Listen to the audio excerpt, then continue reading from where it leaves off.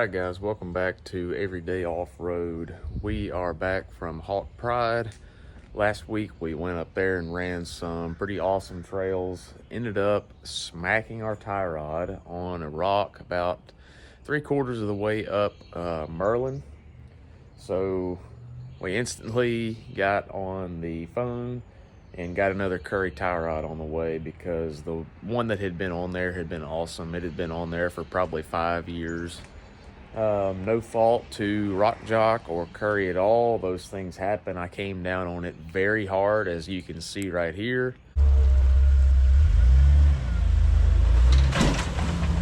So we got another one. It just got here. Took it a little under a week, which is pretty good. Me being in Alabama and these parts coming from out west. So we've got it in.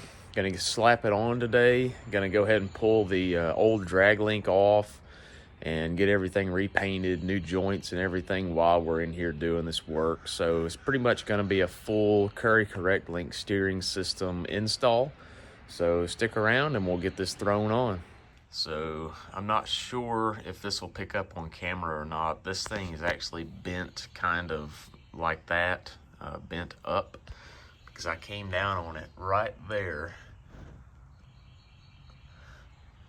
And so my toe alignment is way out, and that's probably the best view of it being bent. You can kind of see it's coming into that knuckle at a downward angle. It's not supposed to be that way. It's actually pretty bent. I know it doesn't pick up great on camera, but this is the part that will be getting completely replaced. This is just the tie rod piece. This is a beefed up Y-link steering setup, which is the stock style for these TJs. This one is just about twice as beefy as stock. And we've got obviously a steering stabilizer from Fox on here. Just remount that to the new drag link after we get done painting it and changing the joints out. Not completely replacing this, but we're gonna get it cleaned up and everything since we're already in here. So first things first, got to get it on jack stands, get these wheels and tires off, and we'll start pulling it apart. All right, anytime you're taking the steering off, obviously the Jeep has to be off its own weight. We got it on jack stands. Really with this steering, what I'm looking at doing to get it off, you've got 3 connection points. You've got your first connection point to the pitman arm, which is actually what steers the Jeep. And it runs down the drag link to this joint here. It's called a Y-link. It kind of makes a Y shape. So you got joint 1, and then it comes over to your right side knuckle. That's the second point that's got to come off. And then you run across the tie rod to the left side of the Jeep, the driver's side, and you've got another connection right there. So all 3 of those have to come off. And then we are going to take our steering stabilizer off. Looks like it's actually a little loose already. So that's got to come off. This one right here can be a pain in the butt. We do have a pickle fork type tie rod end puller if that ends up being a pain like it was last time we put this on originally. So we'll get started. First things first, always going to have these little cotter pins holding your castle nuts in place. Just pull all these cotter pins out. Anytime you do work with these cotter pins, you're going to want to go ahead and replace them.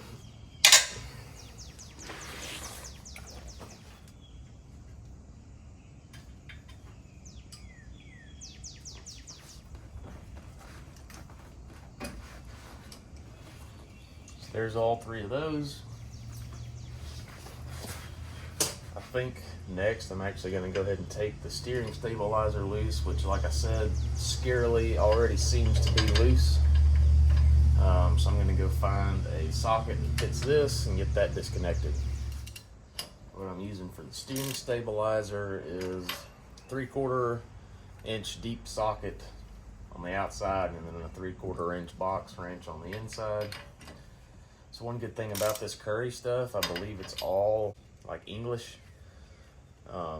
Standard size sockets, no metric stuff, so not having to constantly get up and run and get a different socket. A lot of this is 3/4 and 7/8.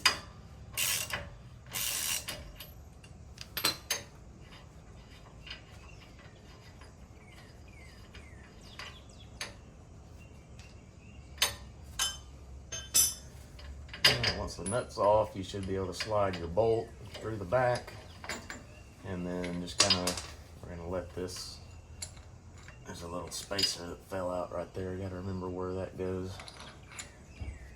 Go ahead and put the nut on so it doesn't happen again.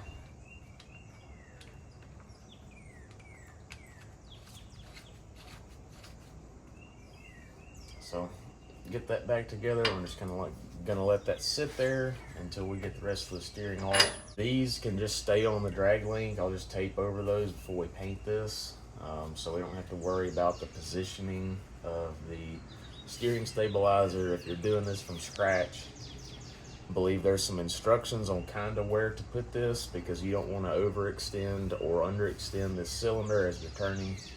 So you see where mine is.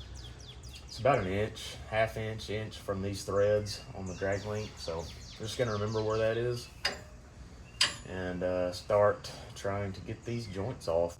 All right, since this one's probably gonna be a little bit of a pain, I think we're gonna go tackle it first, because if I pull both of these off, we're sitting here prying on that, I just won't have anything to brace against as we're prying. So if these are still on, then should be able to pry on this with the pickle fork and try to get it off. We're gonna do this one first. I'm using a 3/4 inch box wrench. And I've already broken it loose. It wasn't bad. It's another one, a castle nut with a cotter pin. So torque on that is really less important than just snugging it up and fitting the cotter pin through it. But at this point, I'm gonna go get the pickle fork and start trying to wedge this thing off of the pitman arm.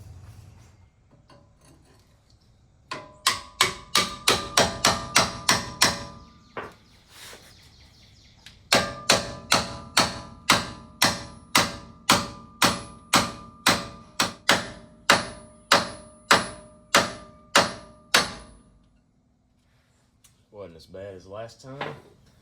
It just broke free up there. Last time I did that, we were taking the stock steering off, which had probably been on since 2004, so that wasn't as bad. Now I'm going to pull the ends off of the knuckle.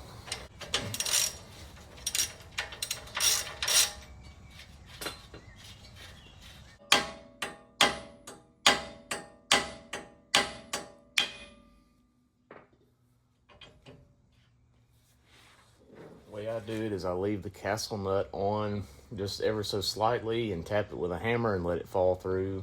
That way the castle nut catches it and it doesn't come crashing down on you.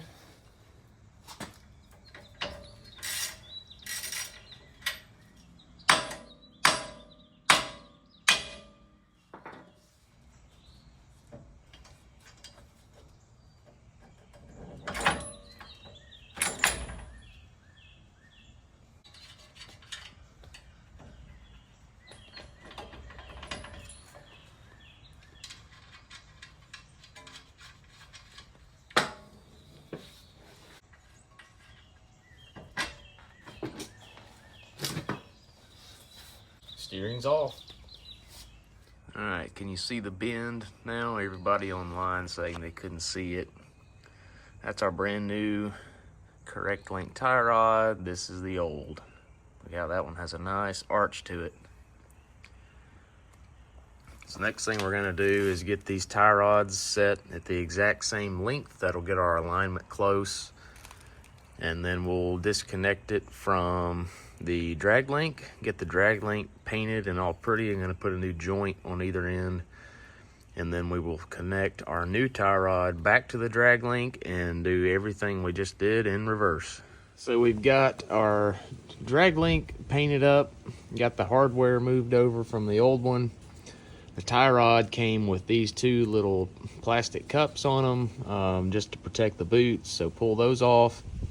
We've kind of got the steering laid out as it's going to go on the Jeep. The bent end of the drag link goes towards the passenger side. The straight end with the adjuster on it goes up and connects to the pitman arm. And then the tie rod, one end of it comes through this hole here on the drag link, creating the Y link, and the other goes to the driver's side knuckle.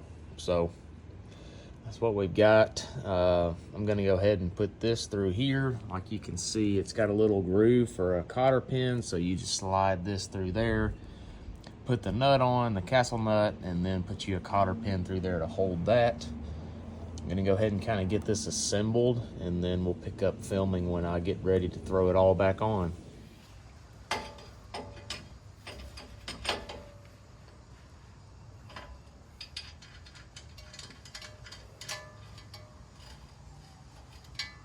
Just gonna get that in to hold it.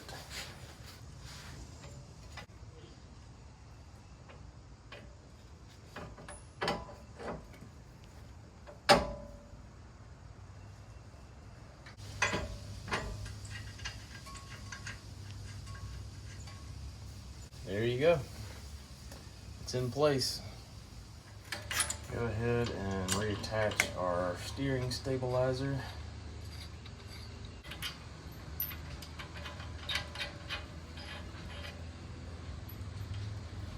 So now that we've got everything in place, you just can go behind and tighten your castle nuts. We're going to start with the pitman arm and then do these two. Main thing you need to be aware of if you're doing your own steering in your garage like this is you need some way to get the alignment back. You can just eyeball it and get it to a shop. We've got little devices that I'll show you in a minute that you clamp onto the outside of the hubs, and you can do an at-home toe in, toe out alignment. So just one thing to keep in mind.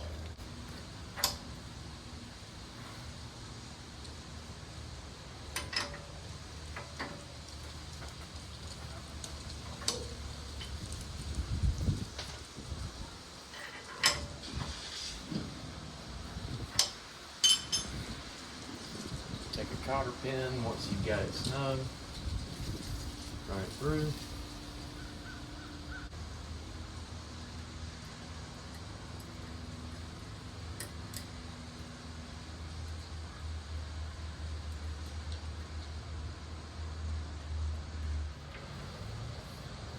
With cotter pin stuff like these castle nuts, I pretty much just get it snug, what feels good, with a 1/2 inch ratchet, and then keep going until I get a hole lined up and feed your pin through.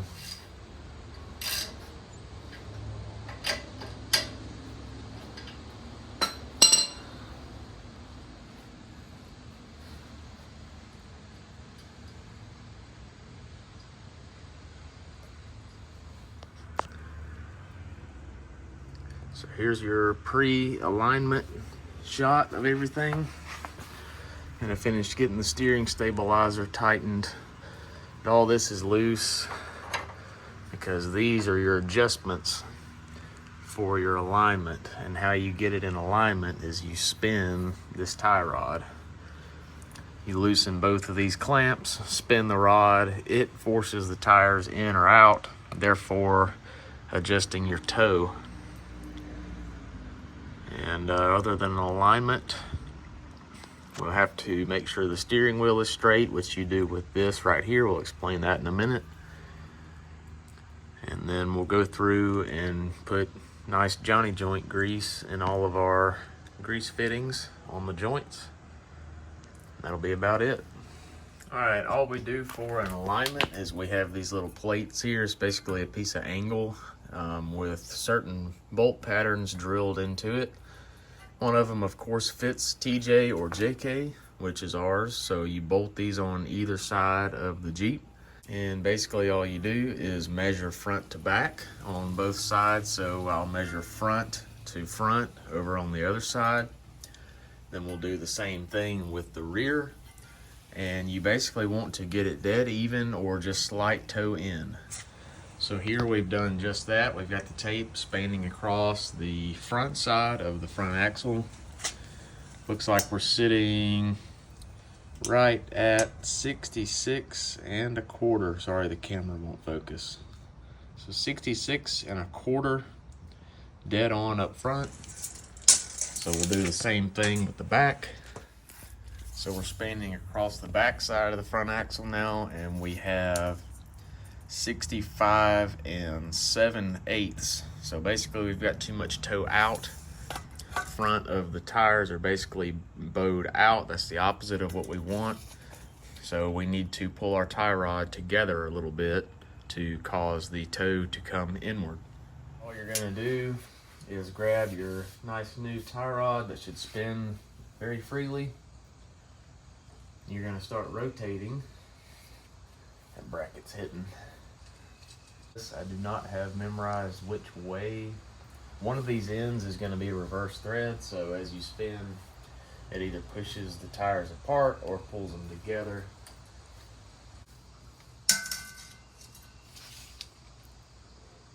So we've spun it some. Now I know you guys can't read this, but now up front, on the front side of the front axle, we are reading 65 15/16, basically almost 66. Come to the back.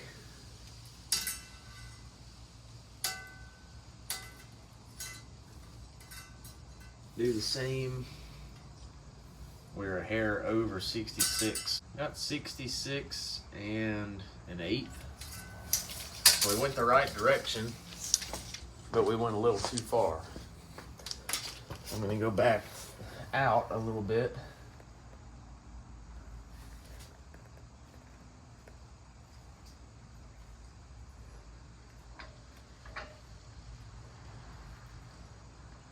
Just take some trial and error, as you can see. So we're 66 dead on in the front, and 66 and an eighth in the back. So we're getting close. Let's try that.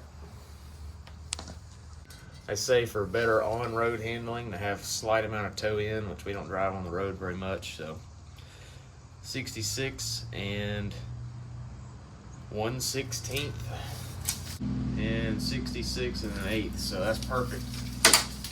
So now that we've got our toe set, we're gonna set our two clamps. Make sure the tie rod doesn't move. Going to tighten down the two clamps on either end of the tie rod, securing it in place so it can't rotate. 11/16 box wrench on the nut and a 5/8 socket on the bolt head.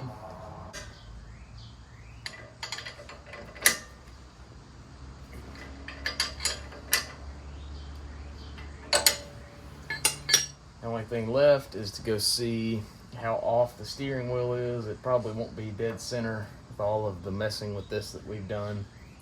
We're going to center the steering wheel simply by rotating this in or out until the steering wheel is dead center.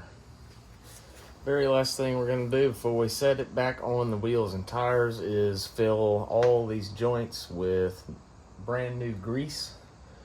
This in here that I've got is RockJock's grease. They say it's good for their Johnny joints and everything, so it should be perfect for all these on our new steering.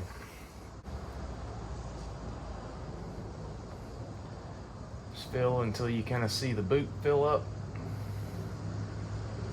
Nothing crazy. Don't want to overfill it to where it blows the boot out.